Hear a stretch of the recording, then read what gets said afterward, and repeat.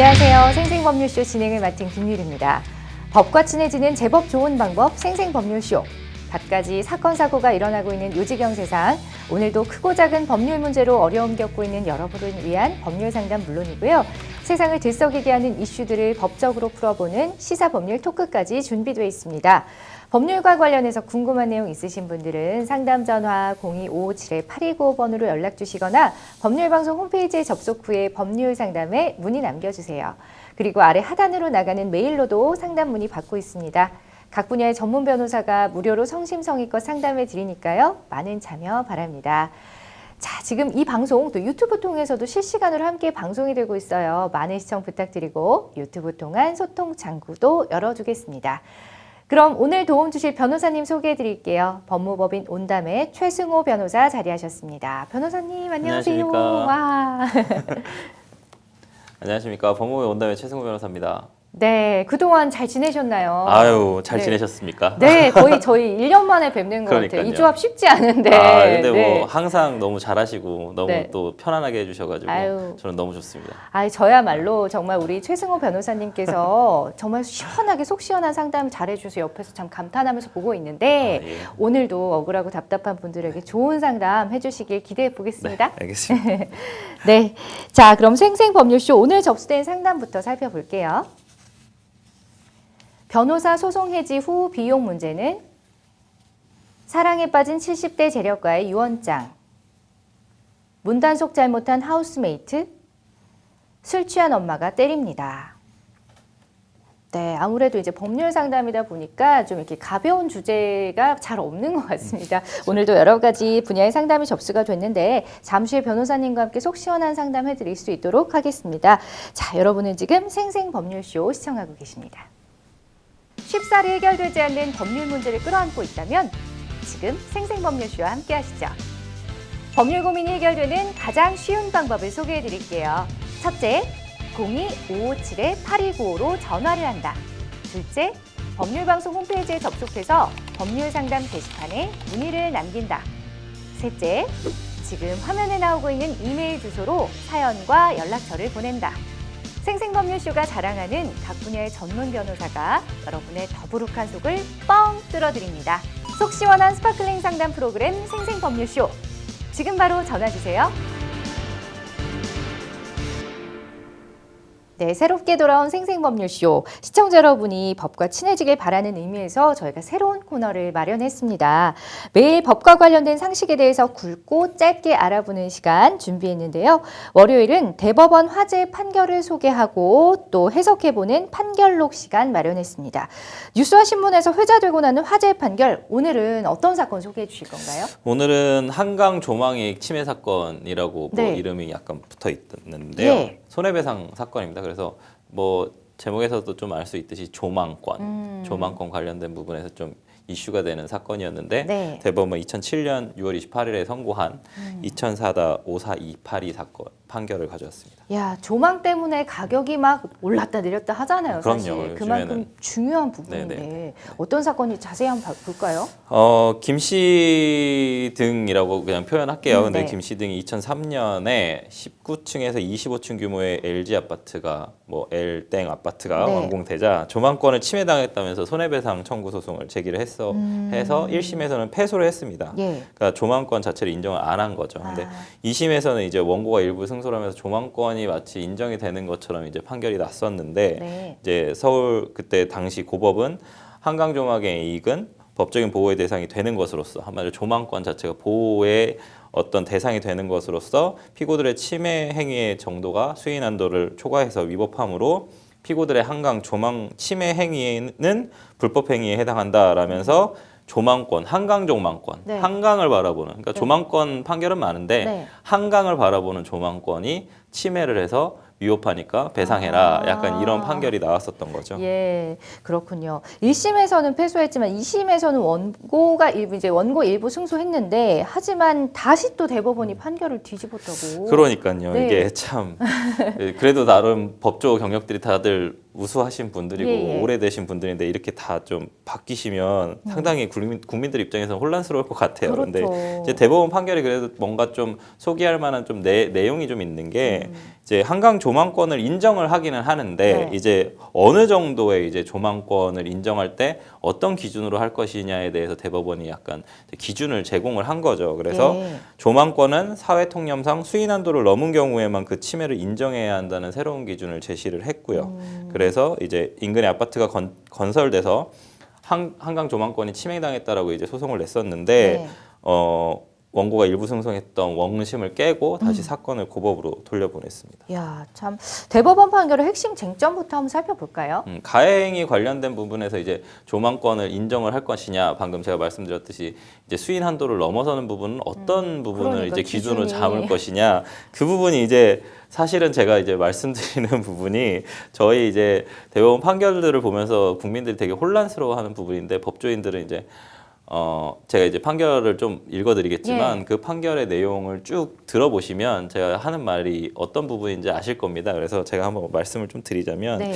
이 사건 같은 경우에는 이제 5층짜리 아파트가 원래 있었는데 뒤에다가 이제 10층짜리 아파트를 지은 거예요. 그래서 이제 10층짜리 아파트를 지었는데 그런 어떤 조망의 이익은 법적으로 좀 보호받을 수 없다라고 얘기했던 네. 사례거든요. 그래서 그 부분에 대해서 1조 방해 시간이 전체 1조 방해 시간의 4분의 1에 미달하고 그다음에 종전부터 있었던 1조 방해 시간의 3분의 1이 미달하는 점. 그러니까 한마디로 좀 경미하다라는 거죠. 아. 조망권이 원래 있었는데 그 부분이 침해당한 게 그렇게 그다지 크지 크지 않다. 않다. 그렇기 때문에 수인 한도를 초과하게 보기 어렵다라고 해서 패소한 판결입니다. 아, 그랬군요. 자, 그러면 대법원의 판단에 대한 근거와 결과를 또 저희가 자세히 보도록 하겠습니다. 얘기를 들으면 들을수록 뭐 이해는 갑니다. 네, 예. 근데 이제부터 이제 어려워집니다. 예. 그래서 이 아, 근거가 조망권의 근거가 네. 이제 그럼 무엇을 따져야 되느냐? 상당히 이제 여러 가지 그 요건들을 제시를 하는데 한번 좀 들어보시죠. 네. 그래서 원칙적으로 이제 특정의 장소가 그 장소로부터 외부를 조망함에 있어서 특별한 가치를 가지고 있고 그와 같은 조망 이익의 향수를 하나의 중요한 목적으로 하여 그 장소에 건물이 건축된 경우와 같이 당의 건물의 소유자나 점유자가 그 건물로부터 향유하는 조망 이익이 사회 통념상 독자의 이익으로 승인되어야 할 정도로 중요성을 갖는다고 인정되는 경우에 네. 이제 조망 이익이 인정이 되는데 변호사님도 어. 계속 웃으면서 말씀하시는 네. 거 보니까 지금 진행자가 이해를 하고 있는 건지 그렇죠. 아닌 건지. 왜냐하면 네. 사실은 이제 그 다음이 네. 이제 또 더 문제입니다. 예, 어쨌든 예. 결론적으로는 이런 특별한 사정이 없으면 원칙적으로는 인정하지 않겠다. 조망권을 아. 인정하지 않는다. 한마디로 네. 한강 조망권은 원칙적으로는 인정하지 않고 아주 특수한 경우에만 인정을 하는데 수인 한도를 매우 초과해서 보호해야 할 만한 실익이 있는 경우에만 인정을 하겠다라는 거예요. 네. 아주 예외적으로 허용하겠다는 뜻이죠. 그렇죠. 그랬을 때 이제 그러면 어떤 것이 조망권을 침해했느냐라는 이제 가해 행위를 평가하는 데 있어서 네. 평가하는 요소가 네.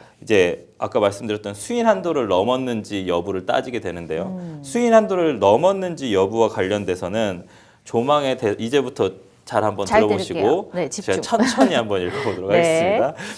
조망의 대상이 되는 경관의 내용과 피해 건물이 입지하고 있는 지역에 있어서 건조물의 전체적인 상황 등을 사정을 포함한 넓은 의미에서의 지역성, 그 다음에 피해 건물의 위치 및 구조와 조망 상황, 네. 특히 이제 조망과의 관계에서의 건물의 건축, 사용 목적 등 피해 건물의 상황, 예. 그다음에 주관적 성격이 강한 것인지의 여부와 객관적이 아니라 주관적 성격이 강한지 여부와 여관, 식당 등의 영업과 같이 경제적 이익과 밀접하게 결부되어 있는지의 여부, 그 다음에 당의 조망 이익의 내용, 가해 건물의 위치, 구조, 조망 방해의 상황, 네. 그 다음에 건축, 사용 목적 등 가해 건물의 상황, 그 오. 다음에 가해 건물 건축의 경위, 네. 그 다음에 조망 방해를 회피할 수 있는 가능성의 유무, 한마디로 안 된다는 얘기 아닌가요? 잘 들어보십시오. 예. 조망 방해, 네.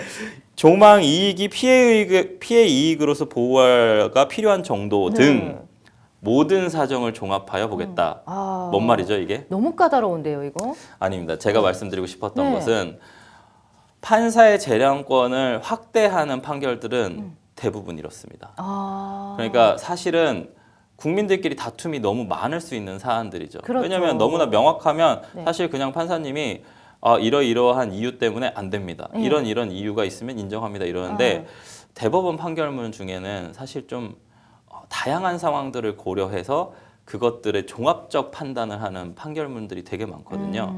그래서 이 부분은 네. 변호사의 능력과 네.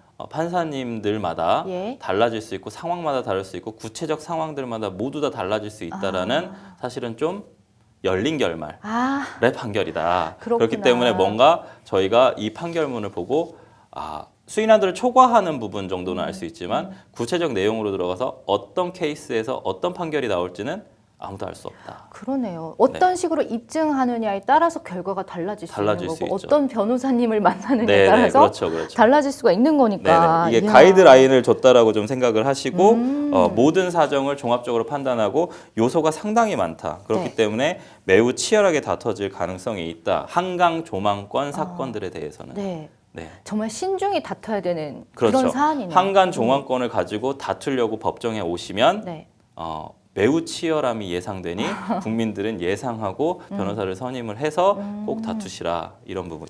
그렇군요. 자, 아무래도 이제 저희가 뭐 예상하고는 있지만 주거지에는 조망권이 무척 중요하고 제가 앞서서도 말씀드렸잖아요. 그렇죠. 부동산 시세를 막 어마어마하게 좌우하기 때문에 네. 해당 판결로 인한 그 파장도 물론 가이드라인을 주시긴 했지만 컸을 것 같습니다. 매우 명확한 크죠. 답을 내놔라. 네. 항소심에서 네. 조망권을 인정을 받으면서 그러면 우리 한강변에 건축하는 모든 건물들은 이제 난리가 난 거죠. 그렇죠. 이제 서로 손해배상 청구 소송하고 변호사들은 또 좋을 수도 있고요. 일이 어쨌든 소송이 많아지니. 엄청나게 네. 많아질 수 있는 네네. 상황이었는데 대법원에서 조망권을 인정하지 않는 것을 원칙으로 하고 예외적으로 한강 조망권을 인정할 수 있는 케이스 네. 거기다가 열린 결말을 내므로 인해서 사실 한강 조망권을 가지고 소송을 걸어서 승소하기는 매우 어렵다. 그렇기 때문에 사실 그래도 해볼 만은 하다. 네. 그럼 어떻게 할 거냐? 해볼 만하면 하자. 그렇기 때문에 되게 복잡해졌죠. 네. 그래서 부동산 시세에 사실은 뭔가 영향을 줘야 되는데 이 소송 가지고 계산이 안 되는 거죠. 그래서 지금도 이제 한강 주변에 아파트들이 계속 올라가면서 부동산 시세는 올라가나 소송을 쉽사리 하기 어렵다. 그렇기 때문에 다닥다닥 붙어 있는 아파트들을 상당히 많이 볼 수 있고 그렇죠. 조망권이 침해된 네. 아파트들도 상당히 많이 볼 수 네. 있는 상황이 된 겁니다. 그런 이건 뭐 영향이죠. 본인의 선택이네요. 끝까지 그렇죠. 가느냐, 아니면 그냥 감수하고 사느냐. 그렇죠, 그렇죠. 근데 예. 사실은 저는 이제 이격거리나 이런 부분에 대해서 좀 많이 있어야 된다고 생각하는데, 그렇죠. 왜냐하면 상당히 삶의 질이 떨어지는 부분들이 맞아요. 있거든요. 네. 근데 이제 그것을 어떤 한 몇몇의 세대들에게만 보장할 수 있는 그런 형태가 조망권을 보장한다고 하면 상당히 반사적으로 피해를 보시는 분들이 또 있고 그 조망권으로 인해서 계속적으로 뭔가 뭐 이득을 이렇게 보는 사람? 그쵸. 뭐 이득을 보는 사람보다는 네. 어쨌든 돈을 지불해야 되는 사람들도 아, 있을 수 있기 때문에 네. 그 부분이 좀 과연 자연 발생적으로 발생하는 그런 것들을 과연 프리미엄으로 제공할 수 있는가에 대한 부분은 좀 더 신중해야 될 것 같긴 합니다. 마지막 그 결론이 굉장히 와닿았습니다. 네. 맞는 말씀이신 것 같아요. 자, 대법원 화재 판결을 소개하고 해석해보는 판결론. 오늘은 그 조망권과 관련한 이야기를 나눠봤는데, 참 이런 일도 있구나 하고 또 모르셨던 분들은 아시면 좋을 것 같고, 또 혹시나 조망권 때문에 지금 피해를 입고 있다거나 좀 다툼을 생각하시는 분들은 좀 참고가 되셨으면 좋겠고, 좀 잘 해결이 됐으면 좋겠습니다. 자, 다음 시간도 기대해 주시고요. 지금까지 판결록 함께 했습니다. 지금부터는 생생법률쇼가 자랑하는 무료 법률 상담 시작해 볼게요. 네, 먼저 전화 상담 연결돼 있습니다. 바로 받아볼까요? 여보세요? 네, 안녕하세요. 예, 안녕하세요. 어떤 점이 궁금해서 전화 주셨나요? 네. 저희가 그 변호사님께 수임을 했어요. 예. 그 수임을 하고, 그 다음날 그러니까 지금 보류를 부탁한다고 문자를 드렸고, 네. 변호사님도, 기다리겠다. 그 검토하는데 시간이 걸리니까 기다리겠다. 이렇게 말씀하셨어요. 그게 이제 금요일 오전이었고, 그 다음에 토요일, 일요일이 지나서 저희가 수임 계약을 하지 않겠다라고 저희가 말씀을 드렸어요. 예. 근데 이제 그 수임료 반환은, 변호사님께서 반액을, 반환해 주시겠다. 그렇게 말씀을 드렸는데, 저는, 이게 좀 비용이 너무 과한 것 같다. 음. 그 저희가 계약을 맺을 때 일반적인 해지를 할 때는 그 비용을 제외하고 반환을 한다라는 말만 있고 해약금 내용도 없었거든요. 예. 근데 이제 비용이 좀 반액이면 저희가 착수금 550만 원을 했거든요. 예. 근데 거기서 반액은 조금 과한데 통상적으로 이게 비용이 어느 정도인지 저희는 알고 싶어서 전화를 드렸어요. 아, 알겠습니다. 전화 잘 주셨고요. 지금 최승호 변호사님 옆에 나와 계시거든요. 바로 좀 상담 도와드리도록 할게요. 변호사님 지금 궁금한 게 네네. 이게 통상적인 건지 아니면 뭐 법적으로 규정이 되어 있는 건지 어떤 법적 거예요? 규정은 없어요. 아. 법적 규정은 없고 통상적으로 일반적으로 반절 돌려주는 경우들이 또 근데 제가 이렇게 말씀드리기 되게 그렇죠. 위험한 게 맞아요. 일반적으로는 사실 착수금의 원칙은 착수를 하면 비용을 지불하는 거기 때문에 실제로 바로 사실 이제 뭐 선임계가 나간다거나 아니면 이제 실제로 일을 진행하는 경우들이 많습니다. 이제 법리 검토를 하거나 아니면 여러 가지 리서치가 또 들어가는 부분들이 있고 실제로 네. 서면을 작성했을 수도 있고요. 그러면 이제 사실상은 착수금을 안 돌려주는 게 원칙입니다. 아, 그렇군요. 전액을 반환하지 않는 게 원칙이다 보니까 다른 일반적으로 기존에 오랫동안 이제 변호사 업계에서 진행되었던 부분이기 때문에 사실 반액을 돌려주는 경우들이 많지는 않습니다. 네네. 그렇군요. 일단 우리 지금 상담자님께서 궁금하신 거는 지금 네. 어쨌든 반만 돌려주겠다는 게 이게 맞는 건지라고 말씀하셨는데 네네. 이게 지금 답변을 지금 변호사님이 대충 드리긴 했어요. 네. 예, 그래도 좀 구체적으로 알고 싶다거나 궁금한 사항 있으시면 계속 말씀해 주시면 제가- 저희가 도와드릴게요. 네. 안녕하십니까. 최승호 변호사입니다. 네. 네네, 잘 들리시죠? 감사합니다. 네네. 네네. 말씀하십시오. 네. 네. 먼저 말씀해 아, 그럴까요? 주세요. 네. 이게 사실 이제 금요일 날 계약을 하신 걸까요? 아니요, 계약은 수요일 날 아, 시임 수요일이요? 계약을 하고 네. 목요일 날 오후에 저희가 그러니까 7시경에 저희가 입금을 했어요. 아, 목요일에 입금을 하셨고 네. 금요일까지 보류를 해달라고 말씀을 하셨었던 거고요. 네, 금요일 날 보류를 좀 해달라고 저희가 문자를 드렸어요. 근데 보류를 금요일까지 해달라는 건가요? 아니면은 아니요, 금요일 날, 그러니까 네. 목요일 날 저녁 때 네, 이제 그 입금을 하고 나서 네, 아침에 그 다음 날 아침에 금요일 아침에 네, 네, 아무래도 이거 보류를 해달라 그렇게 네. 문자를 드렸고, 네. 네, 그리고 월요일 날 아침에 해지 신청을 한 거죠. 아, 그렇군요. 근데 상담은 제가 이제 좀 미리 받아본 거 중에 한 3시간 정도 상담을 하셨다고. 네네. 네네. 네. 네. 수요일 날 상담을 3시간 하고 네네. 수임 계약을 했습니다.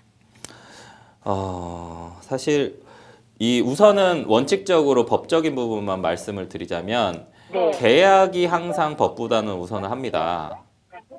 계약이요. 계약이 법보다 항상 우선을 하고 민사적인 네. 부분이고 돈을 돌려받는 사건이니까 네. 계약 해지 관련된 부분에서는 당연히 계약이 우선합니다. 그래서 네. 만약에 계약에서 착수금을 돌려주지 않는다거나 혹은 아니면 네. 착수금을 뭐 전액 반환해야 된다던가 네. 이런 조항들이 있거나 아니면 뭐 3분의 2를 돌려준다거나 언제부터 언제 기간 동안 얼마를 돌려주고 언제부터 언제까지는 얼마를 돌려준다 이런 규정이 있다면 계약 규정이 있다면 그 계약에 따르는데 제가 아까 들었을 때는 일방 해지 내용에서는 비용을 제외하고 돌려준다라는 네. 부분만 있었던 것 같아요. 계약 네. 해지 해약금도 조항에서요. 없었어요.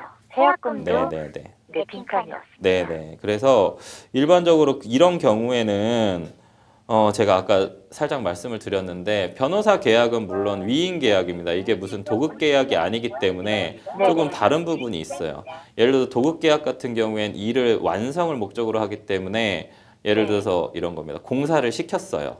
그러면 공사가 완료가 되지 않으면 돈을 전부 다 청구할 수가 없어요.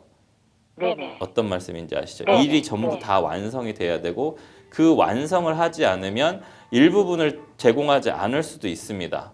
네. 예를 들자면요. 근데 위임 계약은 그런 게 아니에요. 위임 계약은 일이 잘 됐고 못 됐고가 중요치는 않겠죠. 예를 들어서 의사나 변호사 같은 경우에는 일이 예를 들어 패소를 하면 돈을 못 네. 받는다고 하면 말이 안 되지 않습니까? 네네. 혹은 네. 아니면 사람이 죽어버리면 또 돈을 못 받는다.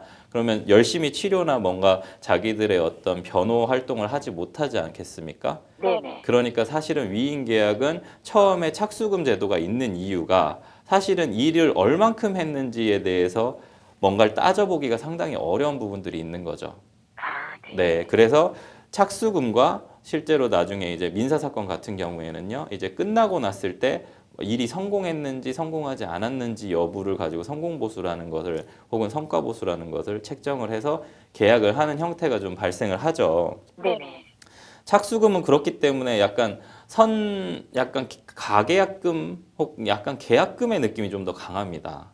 네. 어떤 느낌인지 아시겠죠? 그러다 네, 보니까 네. 계약금은 몰취되지 않습니까? 일방적으로 네. 해지를 했을 때. 그렇기 네. 때문에 사실 착수금을 반환하지 않는 것이 사실은 이제 변호사 업계의 관례였던 거죠, 지금까지. 네. 관례라는 표현보다는 모르겠습니다. 저도 제가 변호사 되기 이전부터 그렇게 법률 시장 자체가 그렇게 형성되어 왔었기 때문에 착수금을 반환하는 것들을 그렇게 많이 보지는 못했어요. 아, 네, 실제로 일에 이제 착수를 했다라는 의미, 계약금의 네. 의미가 훨씬 더 강하기 때문에 우리가 네. 열심히 해주세요. 그 일을 전부 다 하는 것에 대한 비용이 아니라는 뜻입니다. 아, 사실상은. 그렇군요. 예. 네. 그렇다 보니까 사실은 이제 단순 변심으로 인해서 착수금을 돌려달라고 하면 네. 안 돌려주는 분들도 계시지만 지금 네. 같은 경우에는 너무나 워낙에 이제 시간이 짧고 뭐 진행된 것들이 어느 정도 진행됐는지 사실 모릅니다. 제가 그 변호사님이 아니고 그 네. 법무법인에서 실제로는 아주 빠르게 일 처리하는 법무법인 같은 경우에는 벌써 90% 100%의 일을 다 했을지도 몰라요. 2, 3일 네. 동안 주말 내내. 네. 그렇기 때문에 그 부분에 대해서 어떻게 뭐 얼만큼의 돈을 반환받아야 된다라고 저희가 규정 지어서 말씀드리기는 어렵고 네. 절반 정도 돌려주신다고 하면 네. 아까 이제 추가로 제가 상담 시간을 한번 여쭤봤습니다만 네. 상담 비용이라는 게 사실 이제 법률 상담은 저희 이제 방송 같은 경우에는 공익적인 부분이 있어서 무료지만 원칙적으로는 유료입니다. 그래서 뭐 대한변협도 마찬가지고 이제 서울지방변호사에도 마찬가지로 이제 유료로 상담료를 받게 되어 있는데 그럼 네. 한 시간에 얼마를 받느냐에 대한 부분으로 따졌을 때 네. 지금 상담료만 하더라도 뭐 아무리 이제 뭐 저렴한 변호사 사무실에 가더라도 100만 원에 육박할 수 있을 것 같거든요. 이 시간은. 그러면 이제 네. 변호사들이 실제로 어떤 도움을 드리고 받을 수 있는 그런 어떤 상담은 사실 변호사에겐 또 서비스입니다. 그러다 보니까 또 550만 원이라는 착수금이 또 크다고 하면 클 수도 있지만 변호사 사무실에서 받는 착수금으로는 또 큰 금액은 또 아닐 수 있거든요. 네. 그렇기 때문에 네. 사실은 이제 어느 정도 그 변호사님이 혹은 아니면 그 법무법인에서 일을 하신 부분들이 만약 주말이나 혹은 수요일 이후에 뭔가가 있다면 네. 사실 추가로 이제 주시는 금액이 뭐 부가세 빼야겠지만 한 150만 원, 100만 원에서 150만 원 정도 되는 거거든요. 그러면 이제 100만 원에서 150만 원에 이제 값어치를 했는가, 그만큼의 일을 했는가에 대한 부분을 따지면 사실은 상당히 어려운 부분인 것 같아요. 그래서 제가 세부적으로 좀 말씀을 드려야 이 부분이 좀 부당하게 좀 느껴지시지는 않으실 수 있지 않을까라고 생각을 합니다. 그래서 사실은 절반을 돌려준다고 하시는 우리 그 법무법인이 뭔가 되게 뭐 모럴 해저드나 그렇지는 않는 거고요. 뭐 물론 그냥 그 숫자로만 보고 뭔가 시간으로만 보면 상당히 뭔가 분노하실 수 있는 사안일 수도 있지만 통상적으로 이제 다른 어떤 변호사 사무실이나 법무법인의 세부적인 좀 구체적인 부분들에 대해서 말씀을 좀 드렸고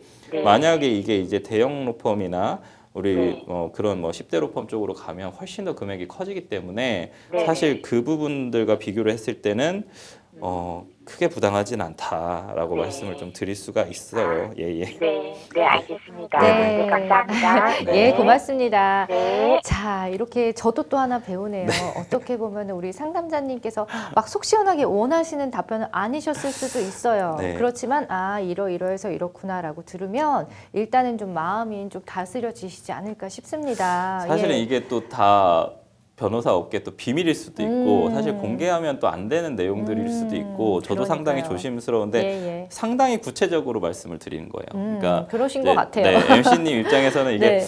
좀 약간 추상적이다라고 생각하실 수 있지만 우리 상담자님은 이 얘기 딱 듣고 이게 왜냐면 그 어떤 가격이라는 표현은 좀 맞지 않지만 변호사들의 수임료도 어느 정도 사실 뭐, 많이 네. 알아보시고 다녔으실 거고 네네. 사실은 변호사 수임료라는 거는 그렇게 하나로 딱 특정 지을 수가 없는 게 맞아요. 사건의 뭐 다과 혹은 아니면 중대성 이런 것들에 따라서 정말 많이 다르거든요. 그러니까 저 같은 경우에도 분명히 착수금을 더 많이 받았어야 되는데 대부분 사건 기록을 잘 안 갖고 오세요.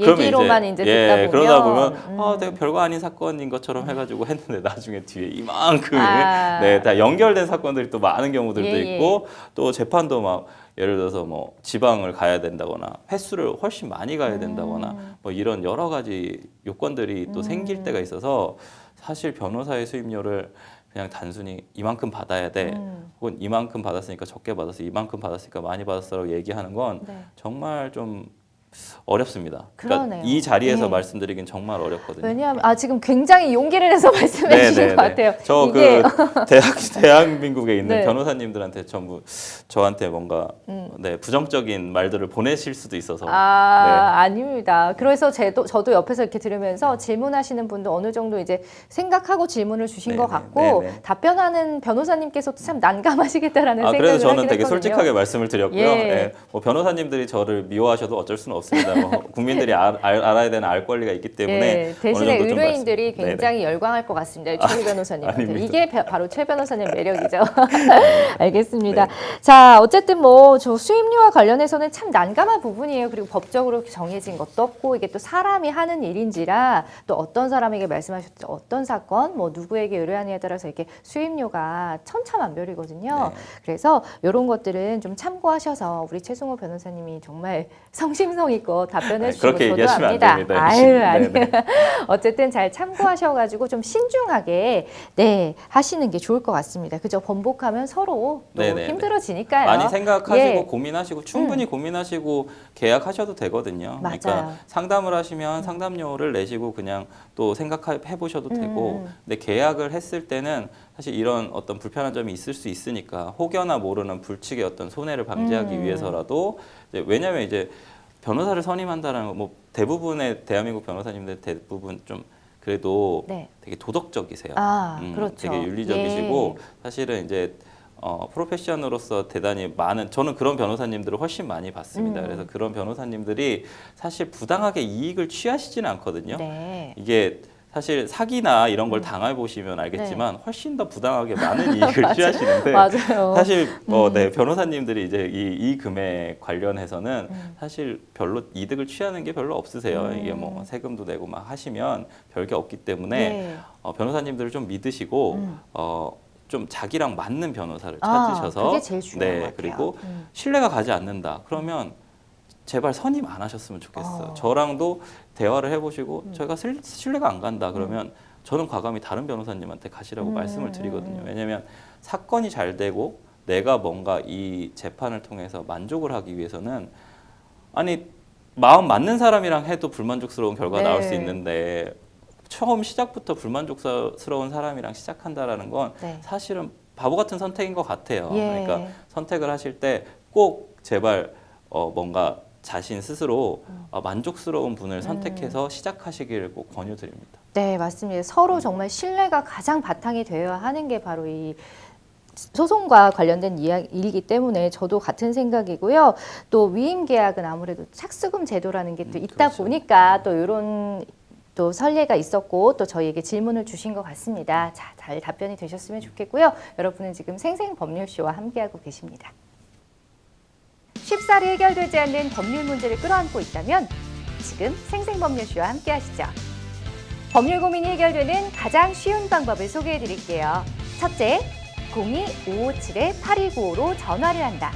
둘째, 법률방송 홈페이지에 접속해서 법률상담 게시판에 문의를 남긴다.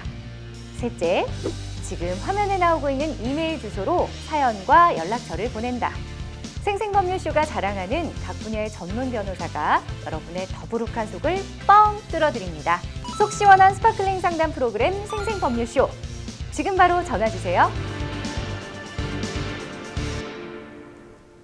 네, 이번에는 법률방송 이메일을 통해 들어온 여러분의 사연 살펴보겠습니다. 화면 보시죠. 70대인 저희 아버지가 40대인 젊은 내연녀와 사랑에 빠졌습니다. 아버지는 어머니와 이혼을 하고 40대 내연녀와 재혼을 하려 했는데요. 자식들의 반대로 혼인신고 포기 후 내연녀와 동거를 시작했습니다. 그러던 어느 날 아버지는 뇌출혈로 갑자기 쓰러져 병원에 입원을 하게 됐고 내연녀는 가끔 병문안을 오곤 했습니다. 그런데 알고 보니 내연녀에게는 저희 아버지 몰래 만나고 있던 다른 남자가 있었고 아버지가 쓰러진 사이에 그 남자와 데이트를 즐겼다는 사실을 알게 됐습니다. 그러나 저희 아버지는 그 사실을 모른 채 결국 병원에서 급작스레 세상을 떠났고 이후 공개된 아버지의 유언장 내용은 정말 충격적이었습니다. 바로 전 재산 약 30억 원을 동거녀에게 증여한다는 내용이었는데요. 저희 가족은 이대로 허무하게 아버지의 전 재산을 파렴치한 내연녀에게 모두 뺏기게 되는 걸까요? 라는 질문 주셨습니다. 와, 이거는 뭐 정말 그 막장 드라마에 나올 법한 그런 사연이었어요. 근데 정말 당사자는 굉장히 당황스럽고 화가 많이 나실 것 같습니다. 자, 보통 법률상 규정되어 있는 1순위 상속권자는 자녀나 또 배우자잖아요. 이 경우에 내연녀 상속 1순위가 되는 건지 이게 성립이 되는 건지도 궁금합니다. 내연녀는 상속 1순위가 될 수 없죠. 그죠? 왜냐하면 법률혼을 했다고 지금 사실관계를 좀 파악해야 되는 게 좀 몇 개 있는데 동거를 시작했다. 혼인신고 포기 후 어쨌든 혼인신고를 포기했다. 그렇기 네. 때문에 혼인을 안 했다. 안 했다는 얘기죠. 그러면 결국은 사실혼 관계 혹은 동거겠죠. 동거거나 사실혼 관계. 그러면 사실혼 관계나 동거 관계는 상속 순위라는 게 있을 수가 없겠죠. 예, 직계 비속과 배우자가 상속 1순위니까요. 그렇기 때문에 상속 1순위는 될 수 없다. 예. 네. 그 부분은 참 그 안심하셔도 될 부분인데 네, 네. 또 이렇게 좀 괘씸할 수도 있을 것 네. 같아요. 어쨌든 아버지를 속이고 또 다른 사람과 바람을 피고 있었다는 것에 네, 대해서 그 내연녀를 상대로 또 취할 수 있는 조치가 따로 있을까요? 이게 아까도 말씀드렸듯이 우선 전처와 한마디로 지금 사연을 보내주신 그 분들의 자녀분들의 부모님, 어머니와 이혼을 했다라고 나와 있거든요. 네. 이혼을 했으면 사실상 아버지는 배우자가 없는 법률혼 배우자는 없는 거고 왜냐면 네. 아까 혼인신고 포기했다라고 했으니까요. 네. 그렇기 때문에 결국에는 1순위 상속권자는 당연히 자녀들이 될 겁니다. 직계 존속이 배우자가 없으니까. 네, 그렇죠. 그래서 자녀들만이 우선 어찌됐든 1순위 상속권자들이 될 것이고요. 네. 지금 이 사안이 유증인지, 그러니까 유언에 의한 증여인지 네. 사인 증여인지도 잘 나와 있지는 않는데 유언장이 있다라는 걸 보니까 유언에 의한 어찌됐든 증여가 발생을 했다라는 것 같아요. 그래서 만약에 유언장이 적법하게 요건을 모두 갖춰가지고 유증이 발생한 거라고 가정을 한다면 네. 사실상 타인에게도 유언에 따라서 적법한 유언이면 그 증여를 할 수 있기 때문에 네. 피상속인의 사망을 이벤트로 해서 예. 줄 수 있기 때문에 자녀들은 상속을 못 받고 받을 게 없고 유류분 반환 청구 소송을 통해서 자신의 어떤 일부 지분만을 회수할 수 있는 것으로 보입니다. 야, 그러면 진짜 이게 어떻게 보면 유언장이 네. 키포인트네요. 그렇죠. 유언장이 매우 네. 키포인트입니다. 그렇습니다. 네. 전 재산 약 30억 원 중에서 유류분 반환 청구 소송으로 만약에 받을 수 있다면 가족들 혹은 자녀들이 돌려받을 수 있는 금액은 어느 정도 될까요? 그러니까 상속 순위 뭐 1순위자, 2순위 한마디로 직계 비속이냐 혹은 직계 존속이냐 형제자매냐에 따라서 비율이 좀 달라지는데 네. 일반적으로 지금 이제 직계 비속들만 있으니까 직계 비속의 어떤 유류분 반환 청구권은 법정 상속분의 2분의 1까지만을 인정을 합니다. 그렇기 때문에 법정 상속분이라고 하면 통상적으로 계산이 사실 되게 복잡하거든요. 네네. 네, 그냥 간단하게 말씀을 드리자면 자녀가 예를 들어서 2명입니다. 그러면 2명이서 2분의 1, 2분의 1씩 받겠죠. 그럼 35억 원이면 15억, 15억. 이겠죠? 네. 이게 법정 상속분입니다. 예, 원래. 그럼 이 법정 상속분의 다시 2분의 1. 한마디로 전체 상속 금액에 내가 받을 구체적 상속분의 4분의 1 정도라고 좀 보시면 될 것 같아요. 그러면 지금 같은 경우에는 30억 원의 4분의 1이면 7억 5천 정도 되겠죠. 네. 그래서 7억 5천 정도 인정된다고 봐야 할 것 같습니다. 아, 네. 그러면은 유류분 반환 청구 소송을 하면 7.5억은 무조건 받을 수 있다라고 보면 되는 거예요? 그렇게 보면은 안 되죠. 예, 보면 안 되는데 그래도 네. 받을 확률이 높습니다. 네네. 어쨌든 소송을 해야 되는 거군요. 네네네네. 알겠습니다. 자, 유류분 반환 청구권은 원하는 때 언제든 행사를 할 수가 있는 건지 아니면 또 소멸시효라는 게 또 법에는 있잖아요. 네, 이게 그렇죠. 또 따로 있는 건지 궁금해요. 소멸시효 있습니다. 상속의 개시와 반환해야 할 증여 또는 유증한 사실을 안 때부터 네. 1년, 1년 이내에 해야 하고 혹시나 만약에 그 발견들을 이제 나중에 하게 되는 경우들도 있지 그렇죠. 않겠습니까? 그렇기 때문에 상속이 개시된 때로부터 10년이 경과한 때도 시효가 소멸을 합니다. 네, 어쨌든 소멸시효는 반드시 있고 네. 그 안에 하셔야 된다라는 건데, 자, 내연녀가 혼인 신고를 하지 않은 동거인이다라고 아까 말씀을 해주셨어요.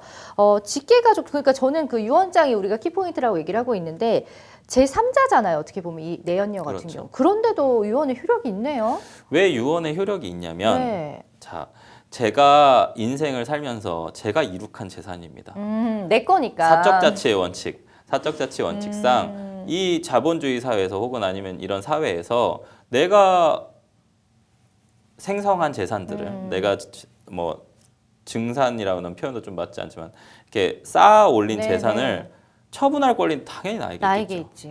그러네요. 듣고 그렇죠. 보니까 또 일리가 있습니다. 그렇기 때문에 피상속인이 그것을 누군가한테 주고 가겠다라는 얘기 없이 죽었을 때 상속이 이벤트가 발생을 하는 거지. 내가 미리 내 재산을 어디다 쓸지에 대해서 결정을 했다면 그걸 먼저 당연히 존중을 해줘야겠죠.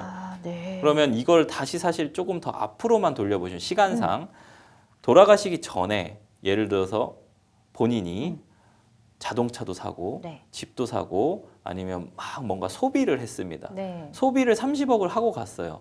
그걸 자녀들이 말릴 수 있나요? 없죠. 내 돈 가지고 내가 쓰겠다는데. 그 말씀을 예. 드리는 겁니다. 그러니까 내가 30억을 장미꽃을 사는데 30억을 썼습니다. 네. 그래도 막을 수는 없잖아요. 네. 근데 왜 대체 상속 이벤트나 혹은 유언장에 들어갔을 때는 자기들의 지분이라고 자녀분들이 얘기하는지 모르겠어요. 완전 그 재산은 맞아요. 사실 자기들 게 아니거든요. 그러네요. 그러니까 그런 어떤 법적인 어떤 마인드를 가지고 리걸 마인드를 가지고 바라본다면 사실 유언장에 의해서 유언을 해서 제3자나 누군가 타인에게 내가 어떻게 이 나의 재산, 이룩한 재산을 처분하겠다라는 걸 미리 남기고 간다면 당연히 법은 그걸 먼저 보호해야 된다는 뜻이죠. 이제 확실히 알았고 드라마에서 이제 그런 유언 가지고 유언장 가지고 싸운 일 너무 많이 아직도 그쵸. 그런 나오잖아요. 그런 거 보면은 이제 조금 다른 시각으로 보게 될 것 같긴 그래서 해요. 할아버지와 아버지의 눈치를 보게 되는 겁니다. 네, 그래서- 눈치를 봐야 합니다. 눈치를 네. 안 볼 수가 없어요. 그러네요. 그럼요. 받고 싶으면 눈치를 봐야죠. 봐야죠. 네, 봐야죠. 네. 완전히 이해가 네, 갔습니다. 네. 네, 자 유언에 의한 증여 또 유증의 효력을 갖기 위해서 갖춰야 할 필수 조건이 있다고 하는데 어떤 건가요? 우리나라는 그렇기 때문에 유언을 사실 좀 뭔가 이제 자녀나 혹은 아니면 상속권자들이 피상속인 한마디로 사망을 한 그 이제 막 돌아가실 것 같은 그분들의 재산을 노리는 경우들이 많고 그것이 자신의 마치 재산인 것처럼 생각을 해서 맞아요. 유언장을 위조한다거나 네. 혹은 아니면 미리 증여에 대한 문제들을 뭔가 막 이제 치매가 걸린 분들 자기들끼리 혹은 준비하고 네, 막 뭐 이런 부분들이 상당히 많기 때문에 예. 법에서는 유언의 효력을 발생시키기 위해서 5가지의 유언만 인정을 하고 나머지는 다 인정하지 않습니다. 어떤 그래서 건가요? 매우 엄격한 요건들을 실제로 요구하고 있거든요. 네. 그래서 자신의 자필로서 네. 한마디로 돌아가실 분이 사망하실 것 같은 분이 뭐 사망하시기 전에 훨씬 전에 이제 유언장 쓰셔도 미리 상관없는데 작성하셔도 네, 유언 내용이나 날짜, 주소, 성명을 직접 기입해서 쓰는 자필 유언. 그다음에 자신의 어떤 녹음을 하면 이제 증인들을 이제 좀 불러서 하는 그런 형태인데 예. 녹음 유언이 있습니다. 그다음에 공정 증서를 발급하는 이제 공증사무소에 가서 하는 공정 증서 유언. 그다음에 이제 이게 비밀스럽게 우리 이제 영화에서 많이 보지 않습니까? 예. 그래서 비밀 증서 유언. 비밀로 남겨놓고 뭐 예를 들어서 변호사들이 이제 나중에 나중에 돌아가시고 와가지고. 나서 딱 나와서 네. 아, 이게, 가방에서 네, 서류 그렇죠, 꺼내가지고. 그렇죠. 그걸 이제 비밀증서 아. 유언이라고 하고요. 구수증서 유언, 당연히 비밀증서 유언이나 구수증서 유언, 구수증서 유언이라는 거는 자기가 말로 하는데 증인들이 많이 있는 상황에서 하는 유언입니다. 그래서 비밀증서 유언이나 구수증서 유언 같은 경우에도 결국에는 이제 미리미리 해놓고 증인들이 많이 있는 상황에서 만들어야 되는 부분들이죠. 그래서 엄격하게 요건들을 요구하고 있고 이 요건에 해당되지 않으면 전부 다 무효입니다. 아, 그럼 이 네. 5가지 중에 한 가지는 반드시 해당이 돼야 유효한 그렇죠. 거죠. 이 5개 중에 안 되면 무조건 유언으로서 효력이 없습니다. 네. 알겠습니다. 자, 제가 가족들의 입장이라면 사실은 이제 자식 입장에서는 내연녀가 너무 얄밉습니다. 어쨌든 뭐 아빠를 잘 돌봐준 건 고맙지만 또 바람을 피고 있었다는 사실이 약간 조금 기분이 나쁘잖아요. 그래서 그렇죠. 한 푼도 주고 싶지 않다는 생각을 할 수도 있을 것 같은데 유언장 내용을 전부 혹시나 이 질문하면서도 좀 나쁜 사람 같은데 내가 왜 나쁜가요? 무효로 만들 방법 없는지 유언장 자체를 실제로 그 어떤 재산을 착복하기 위해서 네. 그렇게 접근하시는 분들도 계시고요. 실제로도. 네. 그리고 이제 보면은 내연남이 또 있었지 않습니까? 그러니까요. 그러니까 이제 이 돌아가신 우리 그 아버님을 위해서 최선을 다한 것 같지는 않아요. 그렇기 때문에 이걸 이제 무효로 만드는 것도 되게 필요할 수도 있어요. 그런 경우에는 네네. 이 5가지 요건, 한마디로 5가지 유언 방식에 맞지 않다라는 걸 주장을 해서 유언 무효 확인 소송을 해서 다퉈서 유언을 무효로 만들 수는 있습니다. 아, 유언 무효 확인 소송이 또 네네. 따로 있군요. 그쵸, 그쵸. 알겠습니다. 참고되셨으면 좋겠네요. 마지막으로 우리 상담자님을 위한 조언 한 말씀 좀 부탁드릴게요. 아, 답답하고 참 억울하시겠지만 앞에서 말씀드린 바와 같이 유언의 효력을 다투거나 최악의 상황에서는 유리분 반환 청구 소송이라도 해야 되고 실제로는 1순위 상속권자들이기 때문에 일부분이라도 회수할 수 있고 특히나 아까 MC님 말씀하셨지만 이 여자분이 다른 사람과 바람을 피고 있었습니다. 네. 그렇기 때문에 뭐 이건 동거와 만약에 사실혼 관계로 되더라도 재산 분할 청구를 했을 때 실제로 나눌 수 있는 그다음에 이제 기여도 실제로 이 사람과의 어떤 재산 증식에 대한 기여도 이런 부분들에 대해서 또 다툴 수 있을 것이고 특히나 이제 돌아가시기 전 일부분만 사셨다면 예를 들어 1년 동안 사셨다면 1년 동안 증식한 재산분에 대해서만 재산분할 청구를 내연녀가 청구할 수 있기 때문에 그 부분은 또 유리한 부분이라서 그런 부분도 다 다투셔야 됩니다. 그러니까 이렇게 요목조목 따지다 보면은 유리한 부분이 많으실 것 네네. 같으니까 잘 따져보시고 네. 하시면 좋을 것 같아요. 자, 도움이 되셨으면 좋겠고요. 이번에도 역시 법률방송 이메일을 통해서 들어온 상담 어떤 내용인지 살펴보겠습니다. 저는 1인 가구로 거주하던 중 살고 있는 집에 작은 방이 한 칸 남아서 10년 동안 하우스메이트에게 월세를 받고 임대하고 있습니다. 며칠 전 5시쯤 퇴근을 하고 집에 왔는데 현관문이 활짝 열려 있고 제 방문도 열려 있었습니다. 하우스메이트가 집 근처 편의점에 갔나 싶었는데 전화를 해보니 제가 집에 있는 줄 알고 현관문을 잠그지 않고 출근했다고 합니다. 역시나 그날 도둑이 들었고 귀금속 몇 개가 없어져 있었습니다. 경찰에 신고했지만 범인의 지문이 남겨져 있지 않아 해결 가능성이 없다고 합니다. 저는 현관문을 열고 나간 하우스메이트에게 잘못이 있다고 생각합니다. 하지만 하우스메이트는 본인이 훔쳐간 게 아니라 책임이 없다고 합니다. 하우스메이트를 상대로 민사소송을 해서 정신적 손해배상을 받고 도난당한 귀금속에 대해서도 재산적 손실배상을 받고 싶습니다.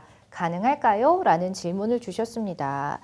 와, 하필이면 또 그날 하우스메이트가 현관문을 잠그고 가지 않았는데 도둑이 들었어요. 서로 참 난감한 상황일 것 같은데 이 경우에 문단속하지 않은 행위를 원인으로 보고 손해배상을 할 수가 있는 건지 궁금해요. 사실은 네. 이제 상당히 이제 손해배상 관련된 부분에 대해서 좀 이해를 하셔야 되는데 우리나라에 손해배상을 하는 경우에는 2가지가 있습니다. 네. 그래서 계약상 손해배상, 네. 채무불이행에 의한 손해배상 책임하고 한마디로 의무가 있는 사람이 그 의무를 다하지 않음으로 인해서 계약상 의무를 다하지 않아서 발생한 손해 그것에 대해서 이제 배상하는 손해배상이 있고요. 그냥 단순히 계약은 없었습니다. 그냥 지나가다가 뭔가 누가 누구를 때렸어요. 네. 그러면 이제 불법행위에 의한 손해배상이라는 부분이 있거든요. 그래서 양 2가지의 이제 손해배상이 발생을 하는데 항상 말씀드리지만 계약이 우선합니다. 네. 그리고 계약이 실제로 피해자한테 유리합니다. 그렇기 때문에 계약상 손해배상을 청구할 수 있는 부분이 있으면 계약상 손해배상을 청구해야 합니다. 그렇기 때문에 만약에 계약서에 하우스메이트로서 서로 뭔가 의무를 뭔가 이행해야 하는 부분들의 어떤 채무를 계약서에다 구체적으로 적었어야 남겨놨다면 네. 예를 들어서 문을 잘 잠그고 나가고 문을 잠그지 않고 나가서 만약에 뭔가 어떤 상황 이런 거랑 똑같이 절도 상황이 발생을 해서 피해가 발생을 했다면 문 단속을 잘 못한 사람이 책임진다. 이런 어떤 특별 조항들이 있다거나 아니면 특약 사항들이 있다면 당연히 책임을 물을 수 있습니다. 네. 이런 부분들이 있다면. 근데 일반적으로 그런 게 없겠죠. 거의 없죠. 없으면 사실. 결국은 불법행위에 기한 손해배상으로 가야 되는데 왜냐하면 계약은 없으니까요. 그럼 여기에서는 고의 또는 과실로 인해서 타인에게 손해를 입혀야 되고요. 그 손해를 입힌 것과 가해행위 사이에 한마디로 피해와 가해행위 사이에 인과관계도 인정돼야 됩니다. 그러면 지금 이 케이스에서 봤을 때 과연 도둑이 든 것이 하우스메이트의 문을 단속하지 않았기 때문일까요? 그건 또 아니죠. 아닐 수밖에 없는 게 네. 집은 도둑이 든다라는 건 사실 예측하기 어려워요. 그럼요. 상당히 예측하기 살면서 어려운. 한번 있을까 말까 그렇죠? 하는 일인데. 그 문이 열렸는지 안 열렸니 여부와 상관없이 만약에 잠겨 있었어도 도둑은 들어왔을 수도 있다는 그렇죠. 거죠. 그렇기 때문에 사실상 인과관계가 인정이 안 될 것이고 사실 그 부분에 대해서 그러면은 도둑이 잘못한 거지 도둑이 나쁜 놈이지 어떻게 이제 하우스메이트가 나쁜 사람이냐. 그러니까요. 그렇기 때문에 정신적인 손해배상이나 사실은 일반적인 불법행위에 대한 손해배상을 청구하기는 좀 어려울 거로 보입니다. 네. 그래요. 한마디로 손해배상을 할 수가 없는 상황입니다. 그런데 또 최 변호사님께서 잘 풀어서 이해를 시켜주신 거고요. 자, 문제는 우리 상담자분이 집에 있는 줄 알고 나갔다는 건데 하우스메이트는 상담자분이 집에 있는지 여부를 확인하고 현관문을 잠그고 나갈 의무 이것도 뭐 반드시 해야 된다 이런 건 아니잖아요. 전혀 아니죠. 아까도 말씀드렸듯이 뭐 서로 열쇠를 따로 분배를 하고 만약에 임대차 계약을 할 때 문단속과 관련된 손해배상 규정이 있었다면 자기들끼리 특약 사항이 있었다면 모르겠는데 계약에서 명시적으로 뭔가 의무를 뭔가 이렇게 제공하지 않았다면 실제로 책임질 가능성은 거의 제로에 가깝습니다. 네, 그러니까 이런 일은 정말 꼼꼼하게 계약 특약사항에 다 적어놓지 않는 이상 뭐 손해배상이든 뭐든 네네. 할 수가 없는 상황인 것 같다라는 네네. 생각이 참 드는데요. 자, 제가 그래서 질문을 드리는 게 참 무의미하다는 생각이 네네. 들어요. 이 과실 비율을 따진다든지 네네. 이런 것들이. 자, 만약에 어쩌다가 뭐 이렇게 특약사항에 다 적어놨어요. 그렇죠. 이런 것들을. 그래서 하우스메이트의 과실이 어느 정도 인정이 돼서 사실 도둑놈만 좋네, 이거는. 그래서 제가 방송 중에 이런 말 해도 되는지 모르겠지만 도둑이 잘못한 건데 둘이 자꾸 다퉈야 되는 네네네. 문제인 게 안타깝습니다. 자, 그런데 만약에 과실이 부분적으로 인정이 돼서 손해배상을 받을 수 있다면 그 액수는 어느 정도로 측정이 되는 건가요? 지금 같은 경우에도 만약에 이제 피해 물품도 사실 어려워요. 네. 그리고 피해 물품 산정에 대한 입증도 상당히 어렵습니다. 증거가 그렇죠. 다 있어야 되니까요. 뭐가 없어졌는지. 상대편 가해자가 예를 들어서 하우스메이트가 가해자입니다. 네. 그러면 하우스메이트 입장에서는 너가 어떤 물건이 없어진지를 난 알고 싶어. 그러려면 기존에 있었다는 걸 증명하고 없어진 것을 또 입증해야 되지 않습니까? 그렇기 때문에 사실상 뭐가 얼만큼 없어졌는지 나 뭐 샤넬백도 없었는데 샤넬백 10개 있었어. 이게 다 없어졌어. 이렇게 주장을 해버리면 그걸 가해자 입장에서 혹은 과실이 있는 사람 입장에서 아무리 계약상 의무를 뭔가 적어놓고 그걸 위반해서 과실 비율에서 100% 과실이 있다라고 판명이 된다 하더라도 그 사실관계를 인정할 수 있겠냐 이거예요. 그러면 그 그러니까요. 사실관계를 인정을 하려면 결국에는 상대방이 입증하는 증거들을 통해서 입증을 해줘야 된다라는 거고요. 그래서 실제로 지금 같은 경우에는 만약에 없어진 비용을 전부 다 증거로 입증을 한다면 당연히 100% 과실이면 당연히 다 받을 수 있겠죠. 만약에 5천만 원 없어졌으면 5천만 원 없어졌을 수, 그러니까 예. 받을 수 있겠죠. 근데 저는 이런 부분도 사실 상당히 의심스러운 부분이 하우스메이트가 만약에 도둑이면요. 저도 그 생각도 했거든요, 사실. 그러니까 제가 말씀드리는 만약에. 건 피해자라고 주장하는 사람이 실제로 이걸 다 만약에. 꾸며낸 얘기면 오. 도둑이 들지 않았는데 도둑이 들었다라고 얘기를 합니다. 아, 진짜요? 오. 그런 경우들도 있을 수 있기 그쵸, 뭐 때문에 CCTV가 있는 것도 아니니까. 증거가 없다고 네. 자꾸 주장하고 있으니까요. 네네. 예, 그런 부분이 있기 때문에 사실 입증 책임이나 이런 부분에 상당히 난감할 겁니다. 맞습니다. 참 어쨌든 10년 가까이 살았으니까 좀 잘 이렇게 대화로 좋게 푸는 게 어떨까 하는 생각도 해보는데 이제 향후에 쉐어하우스에 거주 계획이 있는 분들도 계시잖아요. 그런 분들 위해서 주의해야 될 점이 있다면 좀 알려주시면 좋을 것 같아요. 우선 이제 이 쉐어하우스가 상당히 문제가 될 수 있습니다. 법적으로는 전대차 계약이지 않습니까? 네네. 사실은 이 전대차 계약이 요즘 뭐 전세 이제 빌라 사기들도 많은데 전대차 계약 같은 경우에 임대인의 동의가 필요합니다. 근데 임대인의 동의 없이 쉐어하우스를 하는 경우들도 있고요. 네. 그렇죠? 그런 경우들에 한 경우에는 보증금을 반환받지 못할 수 있어요, 나중에. 왜냐면 나는 이 사람을 믿고 준 거지 않습니까? 근데 임대인은 몰라요. 그럼 임대인이 보증금을 이 사람에게 주겠죠. 네. 그럼 이 사람만 받아서 날아갈 수 있습니다. 계약할 때는 무조건 진짜 신중하셔야 되고 법적인 보호를 받을 수 있는 안에서 계약을 하시는 걸 추천을 드리도록 하겠습니다. 네, 자, 생생법률쇼 많은 분들의 상담 전화가 걸려오고 있는데 어느덧 1시간이 훌쩍 지나갔네요. 자, 도움이 필요하신 분들은 주저하지 마시고 연락 주세요. 아래 나가는 방법으로 전화 또 이메일 주시면 저희가 상세하게 상담 도와드리도록 하겠습니다. 자, 각 분야 전문 변호사가 무료로 상담 도와드려요. 부담 갖지 마시고 많이들 연락 주시고 이 방송 유튜브 통해서도 실시간으로 방송되고 있습니다. 계속해서 유튜브 시청도 도와주시면 좋겠습니다. 자, 오늘 함께해 주신 최승호 변호사님 고생 많으셨어요.